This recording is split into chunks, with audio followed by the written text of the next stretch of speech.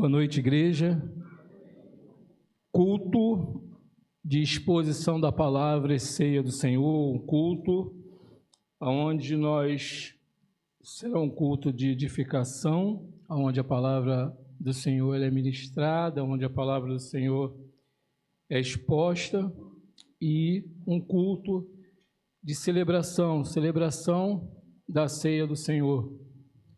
Antes de começar, eu estou vendo ali dentro dos visitantes a minha irmã Valesca. Valesca, fica de pé. Valesca é minha irmã mais nova. Seja bem-vinda, Valesca, que Deus te abençoe e fale ao teu coração nessa noite e aos demais visitantes. Meus irmãos, a mesa está pronta e quando o irmão Dalton me passou a ordem de culto, eu fiquei pensando, a mesa está pronta. Mas será que nós estamos prontos para participar dessa ceia? Há uma pergunta que deve ser respondida por si próprio. Por si próprio. Pastor, quem deve participar da ceia? Quem deve participar da ceia? Meus irmãos, primeira coisa, uma condição para que você participe dessa mesa é que você entregue a sua vida a Jesus Cristo como o único e suficiente Salvador da sua vida. Não tem como você participar dessa ceia. Sabe por quê? Porque a ceia, ela nos remete à morte e ressurreição de Cristo. Cristo ressurgiu, Cristo está vivo, Ele está no meio de nós. E alguns acham que devido à nossa caminhada, na caminhada cristã, nós vivemos dentro de um automático. Não, hoje é mais uma ceia. Vamos à igreja que hoje é o primeiro domingo e vai ter ceia. Não, em nome de Jesus, venha com seu coração aberto para Cristo. Paulo ele vai nos dar essa orientação, lá em 1 Coríntios, no capítulo 11, ele fala, olha, examine-se você mesmo, Marcos Vinícius, examine você mesmo, Dalto, examine-se mesmo, José Bento. Paulo dá essa orientação à igreja de Corinto. Portanto, o desejo do coração do Senhor nessa noite é que você, antes de participar dessa ceia, examine-se a si mesmo. Veja se você está com condições. A mesa está pronta, mas será que eu, Marcos, estou pronto para participar dessa ceia? Essa é uma indagação que a gente precisa fazer ao início desse culto. A gente quer trabalhar nessa noite sobre a ressurreição, a importância da ressurreição de Cristo. Sem a ressurreição de Cristo, nós não estaríamos aqui nessa noite. A igreja não existiria, a igreja só existe porque Cristo ressurgiu, Cristo está no meio de nós, Cristo está vivo. Abra sua Bíblia lá em Lucas, ele vai falar algumas situações que a gente precisa ter a mente. Lucas 24, do capítulo 1 ao capítulo 11, a minha versão é Almeida Revista e Corrigida, talvez possa ser um pouco diferente de alguns que estão presentes, ou até mesmo o que vai ser projetado.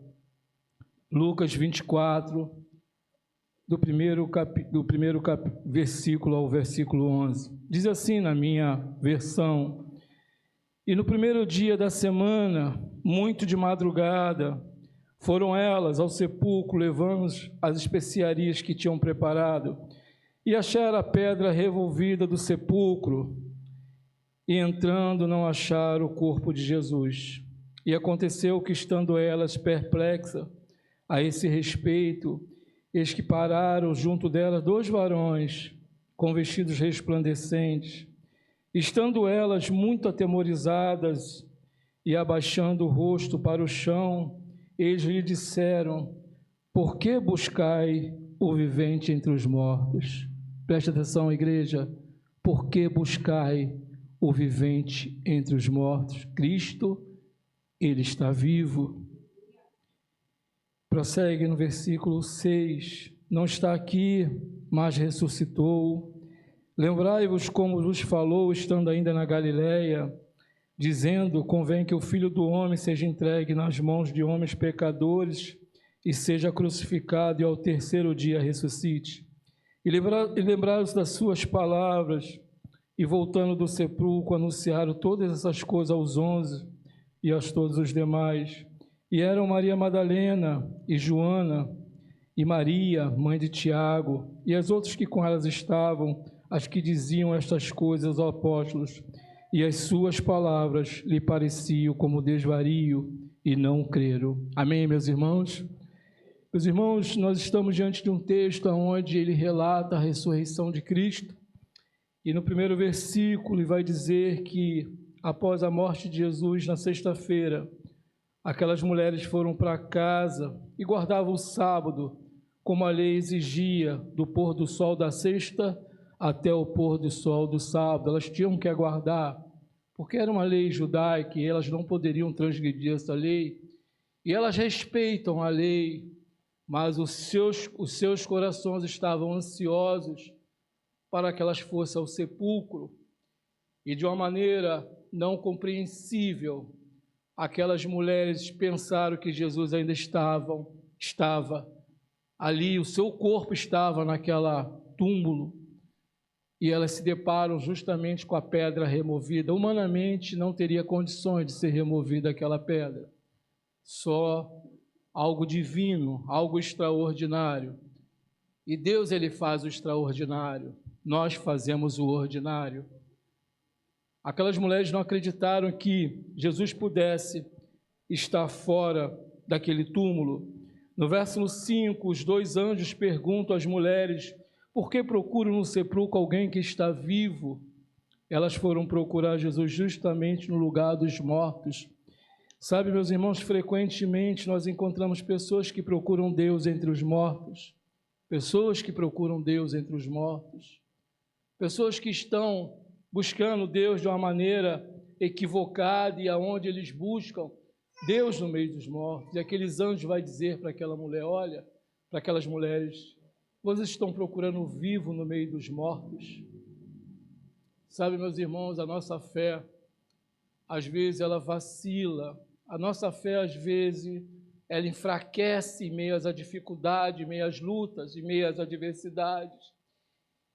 E esquecemos muitas das vezes que Cristo está pronto para nos ajudar, pronto para restaurar a nossa vida, pronto para restaurar a nossa família, pronto para restaurar a nossa saúde. Hoje eu comentava ali na classe, com alguns alunos, viralizou na internet um vídeo de um rapaz deficiente, numa cadeira de rodas, estava num culto de uma igreja, e de repente aquele jovem começa a andar e se movimentar no meio do templo, do santuário, e uma pessoa me liga e fala: pastor, o senhor acredita que isso é possível? E eu falei: eu creio que isso possa ser possível, mas precisamos ter cuidado com marketing. Igrejas vivem buscando marketing, igrejas vivem buscando especulações sobre o poder de Deus. Meus irmãos, eu creio que Deus, ele pode fazer o extraordinário. Deus pode fazer, ele tem poder para fazer isso. Mas cuidado com o que nós estamos vendo e ouvindo, porque pode ser marketing, a maneira de atrair pessoas para aquela igreja. E é uma igreja batista. Isso aconteceu numa igreja batista, uma grande igreja batista. Mas sabe, meus irmãos, nós precisamos ter muito cuidado, muito cuidado. Jesus, quando ele manda os seus discípulos para a missão, ele vai dizer: olha, sejam simples como a pomba, mas prudentes como a serpente. O crente precisa ser prudente, o crente precisa ser simples, sim, mas prudente, para que a gente possa experimentar o poder de Deus na minha vida e na sua vida e na vida da igreja. É isso que a palavra quer nos dizer. Aquelas mulheres vão ao sepulcro procurar por Jesus. Jesus não se encontra mais ali, Jesus já ressurgiu. E ele havia dito isso. Jesus havia dito isso para eles. Lá em Mateus resista a isso: olha, eis que o Filho do Homem vai ser entregue, mas ele ressuscita ao terceiro dia, sabe? Deus tem colocado grandes coisas na vida da igreja. Deus tem prometido grandes coisas na nossa vida, mas às vezes quando a gente se depara com a verdade, A gente, às vezes, meus irmãos, temos a tendência a levar a nossa fé a sucumbir. Temos a tendência, essas mulheres, elas caminhavam com Jesus, elas seguiam Jesus de perto. O amor que elas tinham por Jesus era muito grande, elas preparam especiarias para cuidar do corpo de Jesus. Mas Jesus já não estava mais ali, Jesus já havia ressurgido. E os anjos perguntam para elas: olha, vocês procuram o vivo no meio dos mortos. Mateus, no capítulo 28, 17, Jesus, quando aparece aos discípulos em Galileia, os 11 discípulos, uns creram, mas outros duvidaram. Uns creram, dos 11, alguns creram que ele havia ressurgido, mas outros duvidaram que ele estava vivo, meus irmãos. A minha oração nessa noite, igreja, é que você saia daqui com essa certeza no seu coração. Jesus está vivo, Jesus ressuscitou, Jesus é o mesmo ontem, hoje e eternamente. Ele é o mesmo, meus irmãos. Por que duvidar? Por que duvidar quando a enfermidade bate à nossa porta? Por que duvidar quando a escassez financeira bate à nossa porta? Por que duvidar quando o nosso relacionamento conjugal está balançando? Porque há uma promessa de Jesus. Mateus vai dizer isso lá no capítulo 28. Eis que estou convosco todos os dias, até a consumação do século. É uma promessa de Jesus. Mas Mateus, ele registra que quando Jesus ele ressurge, ele vai ao encontro dos 11. Alguns creram que era ele, mas outros duvidaram. Em nome de Jesus, meu irmão, minha irmã, meu amigo que está aqui nessa noite, não duvide que Jesus é ressurreto. Não duvide, a mesa está pronta, mas para a mesa estar pronta é porque o nosso Cristo está vivo. E a gente precisa entender isso e crer nisso. Alguns duvidaram, outros creram. Mateus vai registrar isso. Os anjos lembram as mulheres, meus irmãos, do que Jesus havia dito lá no verso 6 e verso 7. Com precisão, tudo o que aconteceu. É necessário que o Filho do Homem padeça muitas coisas e seja rejeitado dos anciãos e dos escribas, seja morto e ressuscite ao terceiro dia. E os anjos mostram, lembram, traz isso à memória delas. A ressurreição de Cristo, meus irmãos, é um fator principal da história cristã, pois ela, a igreja edificada, sem ressurreição não existiria igreja cristã alguma hoje. Somente o cristianismo tem um Deus que se tornou humano, que literalmente morreu por seu povo e ressuscitou com poder e glória para governar a sua igreja para sempre, para governar a sua igreja para sempre.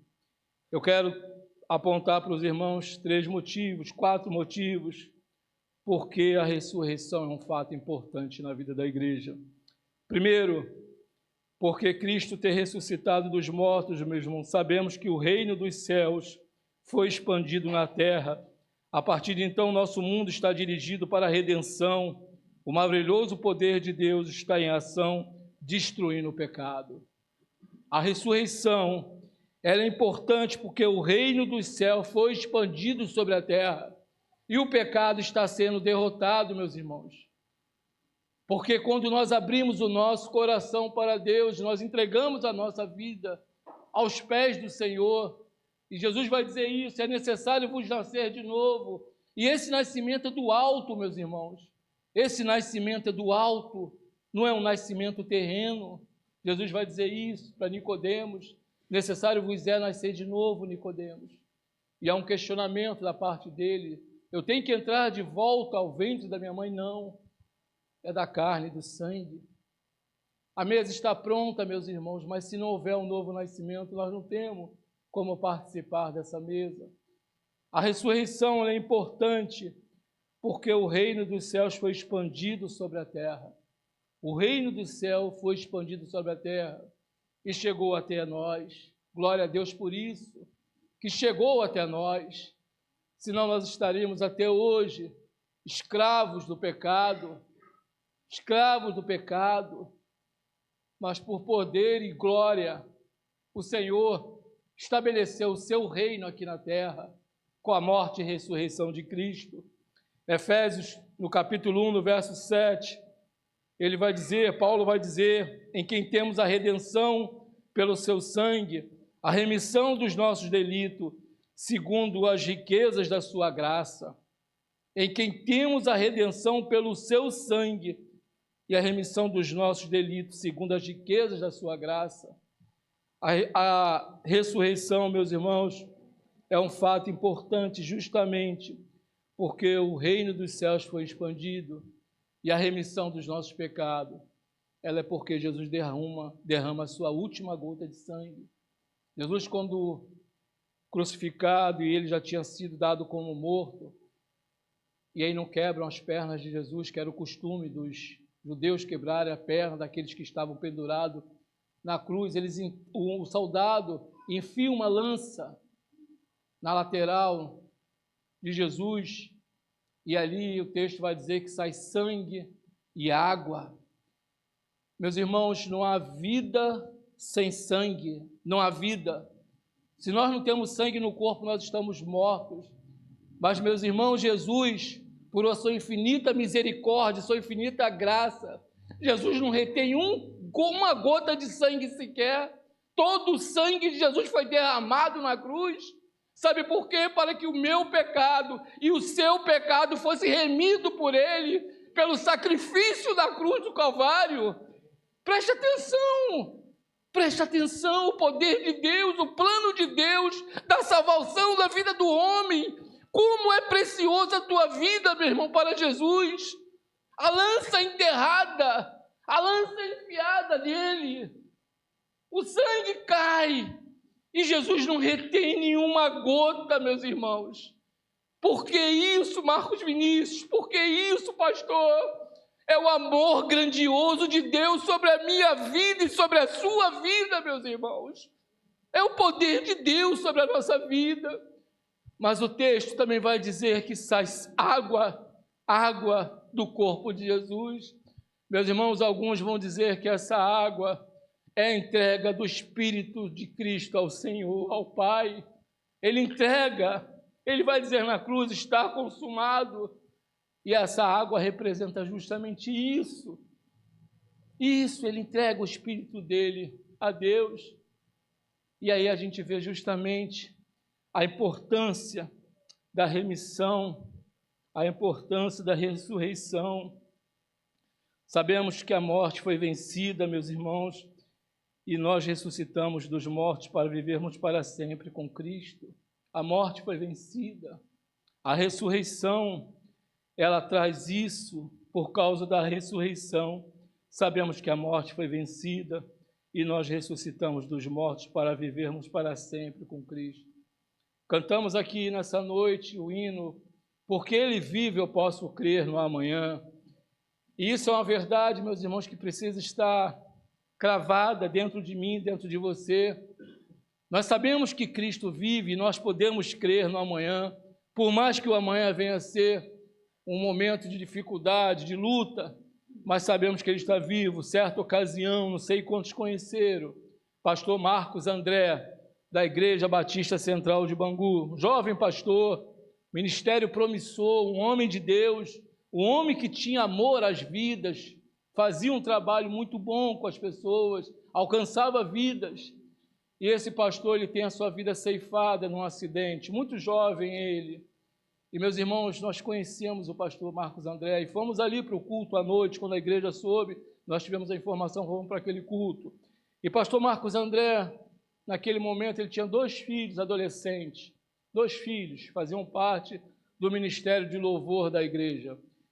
E ali, meus irmãos, ele assume, um deles assume o instrumental e a filha o vocal. E eles começam a cantar esse hino, e eu não aguentei, eu desabei. E eu falei, como é que pode? Essas crianças acabaram de perder o pai de uma maneira trágica num acidente. E eles estão cantando, porque Ele vive, eu posso crer no amanhã. Vocês entendem o que é isso, meus irmãos? Isso é fé, meus irmãos. Isso é fé. é saber que Cristo está vivo. Eu olhei para aquelas crianças e eu falei, Vânia, como pode isso, Vânia? Duas crianças perdem o pai, a mãe internada, cheia de ferimentos, com dificuldades, nem sabia se ela iria sobreviver, que ela também estava no carro, quando o carro sofre o acidente. E eles cantam ali, meus irmãos, ele no violão e ela no vocal, porque ele vive. Eu posso crer no amanhã. Você pode falar isso? Você pode repetir isso, meus irmãos? Porque Cristo vive e eu posso crer no amanhã, Vânia. De qualquer forma, tudo pode me acontecer, mas Cristo vive. Cristo vive, igreja. Cristo vive, igreja. Saia daqui nessa noite com essa certeza na sua vida. Cristo vive, Valesca. Independente de qual seja o problema, Cristo vive. E eu creio no amanhã. Amém, igreja? Eu creio no amanhã, porque esse Cristo vive. Mas existe ainda, meus irmãos, uma terceira importância da ressurreição. A ressurreição dá autoridade para o testemunho da igreja ao mundo. Mateus, no capítulo 28, no verso 18, Cristo vai dizer, é-me dado todo o poder no céu e na terra. É-me dado todo o poder no céu e na terra. Todo o poder pertence a Cristo. Todo o poder pertence a Cristo. Por mais que o inimigo ele tente, meus irmãos, minar a sua fé, por mais que o inimigo tente destruir os teus projetos de vida, os teus projetos, os teus sonhos, mas Cristo vai dizer, foi-me dado todo o poder sobre o céu e sobre a terra. Todo o poder foi dado a Cristo, meus irmãos. E é por isso que a gente precisa entender, a ressurreição nos ajuda a encontrar significado até em uma grande tragédia, não importa o que nos aconteça, enquanto caminharmos com o Senhor, a ressurreição será a esperança para o futuro, a esperança para o futuro. Quantas pessoas vivem desesperançosas, quantas pessoas têm abandonado a caminhada com Cristo, desesperançosos, porque talvez a sua fé, a sua formação, ela não teve um preparo, entendendo que no mundo você vai ter dificuldade. No mundo nós vamos ter dificuldade. Na nossa existência nós vamos ter dificuldade. Mas o que o Senhor fala para mim e para você, meus irmãos, nessa noite, que tenhamos de bom ânimo, porque Ele venceu o mundo. Ele venceu o mundo, meus irmãos. Mas muitos, meus irmãos, estão desesperançosos, porque vivem hoje promessas motivacionais. 1000 cairão ao teu lado e 10.000 à tua direita, e você não vai ser atingido. O choro dura uma noite e a alegria vem pela manhã. Não! A vida com Cristo não é só isso. A vida com Cristo é experiência pessoal, dia após dia. Irmão José Bento pregou aqui de manhã sobre isso. A vida com Cristo é uma vida diária, a cada momento, a cada instante. Esse é o relacionamento que a gente precisa ter com o Pai. E não vivermos só de domingo, ou de quarta-feira, ou de EBD, ou de culto de oração, ou de célula, ou de encontro, qual seja. Não. O relacionamento com o Pai é pessoal, é diário. É todos os dias você precisa cultivar esse relacionamento com o Pai. E é dessa forma que a gente vai conseguir, meus irmãos, a sobreviver a tantos infortúnios que a vida tem nos preparado. Não se turbe o vosso coração, crede em Deus, crede também em mim. Para onde eu estiver, estejais vós também. É a palavra de Jesus lá no Evangelho de João, no capítulo 14, do 14 ao verso 1 ao verso 3. Não se turbe o vosso coração. Não tenha dúvida no seu coração, não tenha tensão no seu coração, porque é uma promessa do Senhor, que aonde Ele estaria, nós poderemos estar também com Ele, se assim prosseguirmos caminhando na vida cristã, num relacionamento pessoal e íntimo com Ele. A quarta, meus irmãos, e nós estamos caminhando para o final para participar da ceia, a quarta ressurreição, ela dá significado à ceia do Senhor, um cerimonial da igreja de autoexame. A ceia, a ressurreição, dá significado à ceia do Senhor. É um cerimonial da igreja de autoexame. É o momento onde você examina a si mesmo. Falamos isso no início. Paulo dá essa orientação à igreja de Corinto, no capítulo 11, no verso 28. Examine-se o homem a si mesmo, para que coma e beba desse alimento, mas coma dignamente, porque talvez se você comer de uma maneira que você não está num relacionamento com o Pai, você está comendo para a sua própria condenação. Sua própria condenação.